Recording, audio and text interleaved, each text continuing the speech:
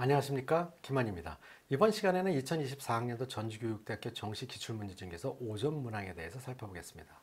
우선 화면을 멈추고 제시문이 어떤 내용이 있는지 여러분들이 한번 잘 읽어보시고 거기에 딸려있는 두 문제를 확인한 다음에 이어가겠습니다.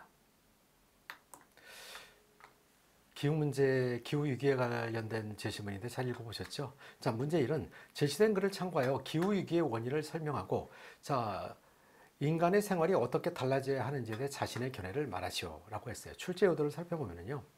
자, 기후위기 정말 심각하죠. 이거에 대한 원인이 무엇인지 잘 파악하고 있는지, 또 인간의 생활 변화를 적절하게 제시할 수 있는지, 또 논리력과 창의력과 문제 해결 능력을 가지고 있는지를 파악하려는 문항입니다. 자, 방향성을 한번 살펴보죠. 쭉 여러 가지를 만들어 봤어요. 기후위기의 원인은 무분별한 개발을 꼽을 수 있죠. 그 다음에 지구의 허파라고 불리던 아마존의 산림을 경제적 이익을 위해서 목적에 앞두고 속수무책이다. 자, 막 훼손하고 있다는 것이죠. 자, 그 다음에 자연환경의 파괴는 쉽지만 자연을 살리는 것은 매우 어렵습니다. 자, 우리는 플라스틱 공포에서 시대를 살아가고 있는데요. 미세 플라스틱 섭취로 생선이나 안전한 먹거리도 아니라고 보고요. 바다가 오염되고 있고요. 바다의 생태계가 교란되고 파괴되고 있습니다. 그 다음에 자동차의 등장으로 급격하게 사용된 탄소는 지구 온난화의 주범인 줄 알면서도 계속 쓸 수밖에 없는 것이죠. 이런 그걸 줄이기 위한 노력에 한계가 있다는 것.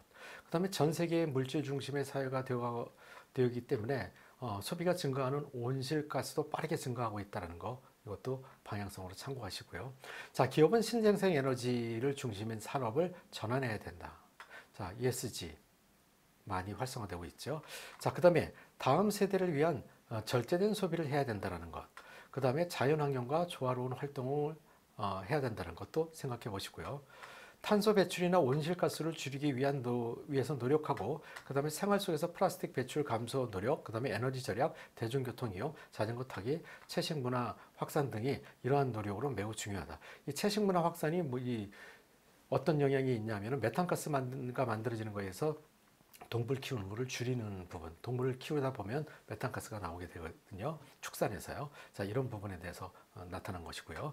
최근 경기도에서는 대중교통 장려를 정리하는 청소년들에게 대중교통 이용료를 돌려주어 대중교통의 유의 중요성을 교육하고 더 나아가서 환경을 지키라는 역할을 어린 시절부터 내면할 수 있는 교육의 기회를 제공하고 있다. 자, 이런 것도 참고해서 답변한다면 좋은 답변이 될 수 있을 것이라고 생각합니다.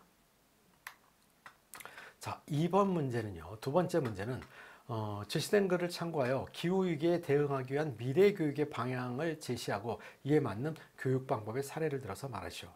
자, 미래교육은 어떻게 해야 할 것인지, 그렇다면 내가 교사의 입장에서 어떤 교육을 할 것인지 사례를 들어서 얘기하라. 자, 이 문제는 미래교육의 방향성을 제시된 글의 정합성이 맞는지, 예를 들면 제시문을 참고해서 얘기하라는 얘기예요. 자, 그리고 적절한 사례, 그 다음에 교육 방법을 제시하라. 그럼 본인이 위에서 이제 문제에서 얘기한 미래교육의 방향성과 제시한 교육 방법이 실질적으로 타당성이 있는지 이런 것을 확인해서 지원자의 교직 인성과 창의적 역량을 파악해나가는 문항이다라는 것이죠. 자, 방향성을 살펴보면요. 지구온난화, 기상이변 등의 문제를 해결하기 위해서 어려서부터 체계적인 생태 교육과 환경 교육이 필요하다.